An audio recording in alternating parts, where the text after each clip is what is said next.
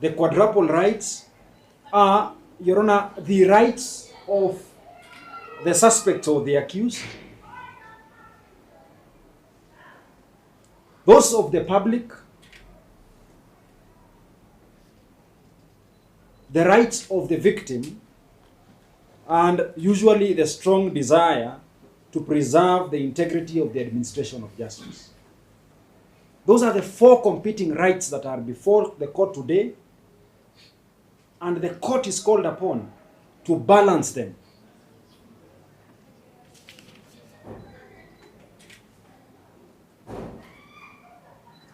As the last hope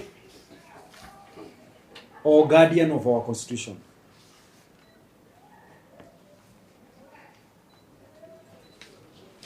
This application is not novel. In fact, superior courts have had the opportunity of creating a path through which this honorable court should walk through today.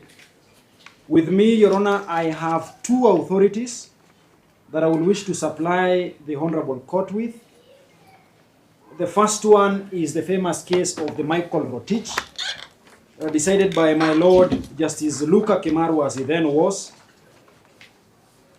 This is miscellaneous criminal application number 304 of the year 2016.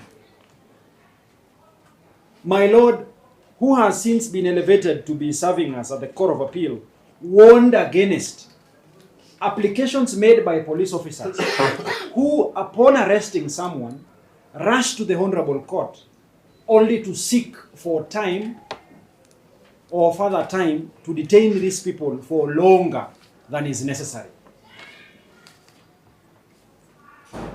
In fact, my reading of the supporting affidavit before the honorable court, particularly, Your Honor, it has been deponed that one of the reasons, this is paragraph 27, Your Honor, of the affidavit, that one of the reasons why you should detain them for 30 days is for the reason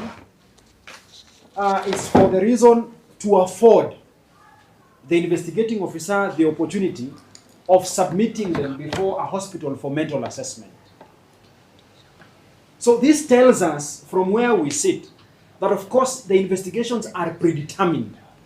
The investigators have decided that these people are guilty of the offense of murder and they should therefore be subjected to a mental assessment. So, Your Honor, if they have already decided they should be charged for the offense of murder, does it then, or does it not run against common sense for the same investigators to be asking for 30 days to continue detaining them for an offense that they have already concluded that they have committed? In other words, Your Honor, the case of Michael Rotich tells us that if the investigator is persuaded that offense has been committed by suspects, they should resist the temptation of making an application such as the one that lies before the honorable court to continue detaining persons that should ordinarily be charged. Relying on that authority, I urge the honorable court to echo the sentiments made by my Lord and to warn the investigator that if they have enough and sufficient evidence to charge the suspects, they should proceed and charge them as opposed to asking for a pre-trial detention of 30 days of the suspects.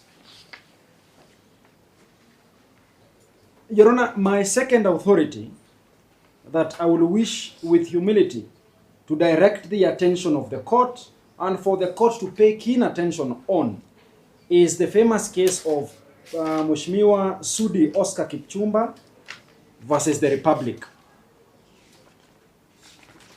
It is not a very lengthy authority. It is one that was decided by my Lord Justice Professor Joel Ngugi, who has equally been elevated to the Court of Appeal. Your Honor, of particular importance is paragraph 26 of that authority. Sorry, paragraph 24. Paragraph 24 of that authority has since set principles that should ordinarily guide the court when called upon to make a determination of applications such as the one that lies before the Honorable Court. To summarize, is that the prosecution has the duty of making an application such as the one that lies before the court in good faith. My senior sister, learned counsel, and the daughter of the first respondent and a sister to the second respondent has gone to a great length to elaborate and to explain to the Honorable Court what really transpired on the 29th day of July 2026.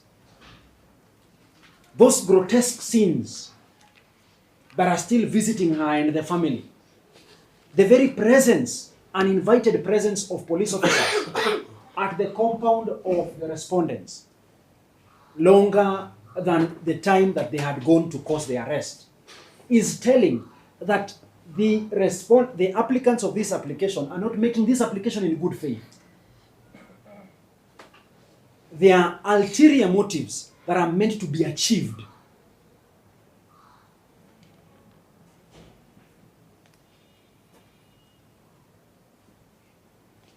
The second respondent has tried to narrate to me what he undergone on that fateful night. The torture that he was taken through, the kind of assault that was visited on his head by the police officers using the headbutt of the gun, knocking his head, his chest, and his private parts, all in an attempt to intimidate him, so that when called upon to answer to certain questions, he will respond in a way that was predetermined by the investigating officers. Your Honor, these are the very same people currently before this Honorable Court pleading with you to give them an opportunity to stay longer with the respondents, so that what happens? A repeat of what transpired on the 29th day of July happens. They have an opportunity, ample opportunity provided by the court to continue with the torture of the respondents. On that ground alone, Your Honor, I urge and I submit that the application before the Honorable Court must fail.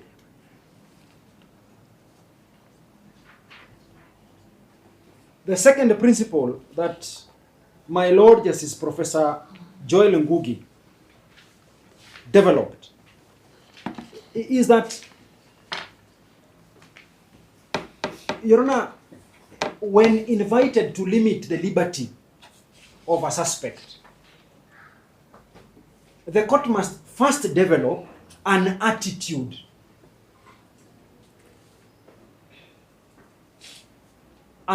seeking to aggrandize, to generously promote and to protect the liberty of the accused, as opposed to an attitude that seeks to diminish the enjoyment of this liberty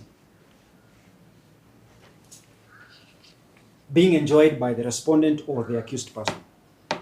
So that is an attitude that the court must develop. The court must therefore ask itself, in line with the provisions of Article 24 of the Constitution,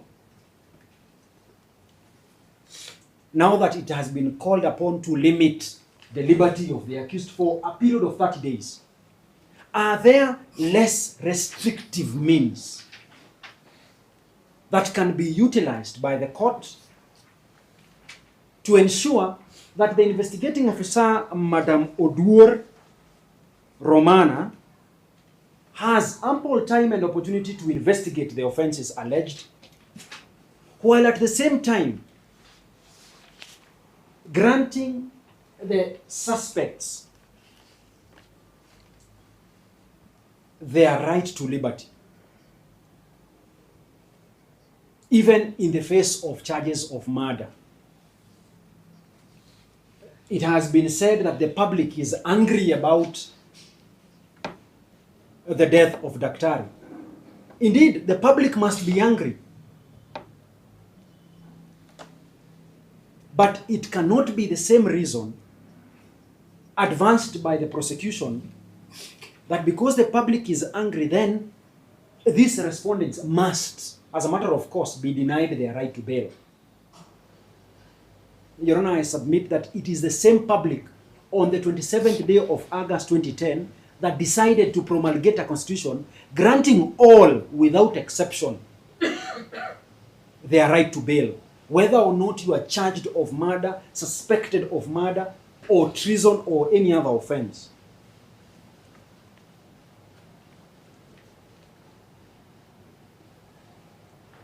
Your Honor, the principle I have directed the court with humility to look at. I invite equally the court to also take a read at paragraph 36, section 36A, 5.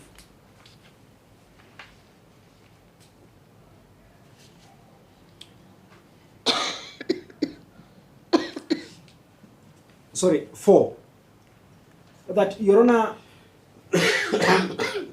it is incumbent upon the court, as the situation so demands, to impose certain conditions if it is not satisfied of releasing or having the release of the suspects unconditionally.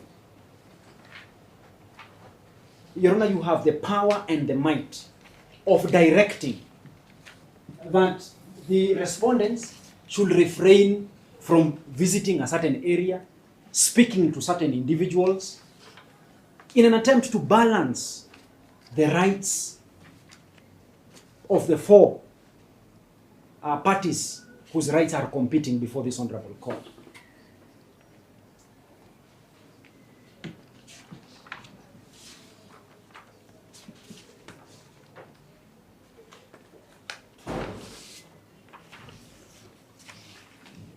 Your Honor, lastly,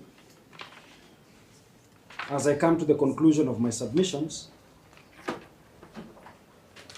the instructions I have from the second respondent is that at the time of his arrest and that of his mother, the first respondent, the investigating officer confiscated his motor vehicle, took into their possession his logbook. They took mobile phones that serve as his tool of trade in his private practice as an advocate. Additionally, they also unlawfully confiscated his LSK identity card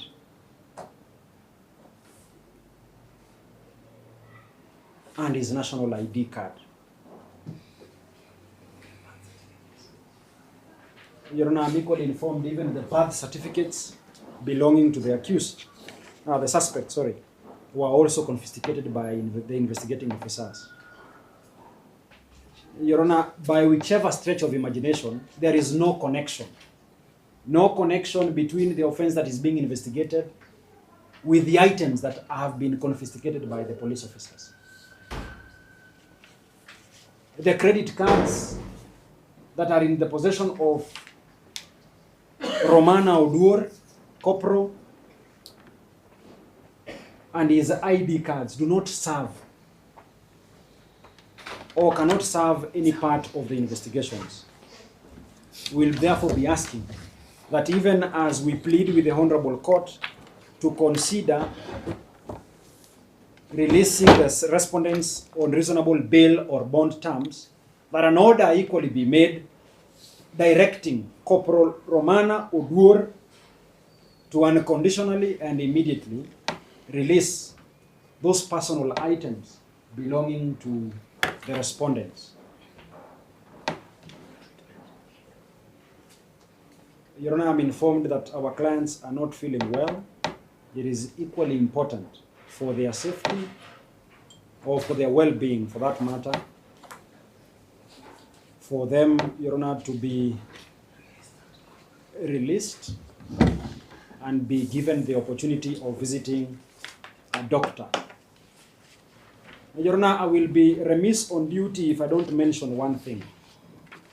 A reading of section 36A(7)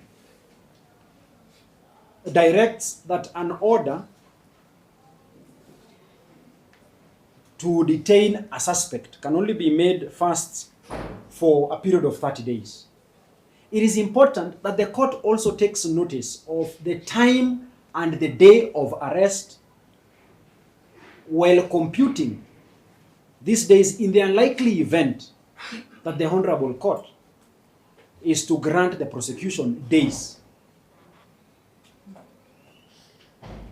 In the unlikely event, Your Honor, that you grant them what they are requesting, which I know there is no ground or justification to do that.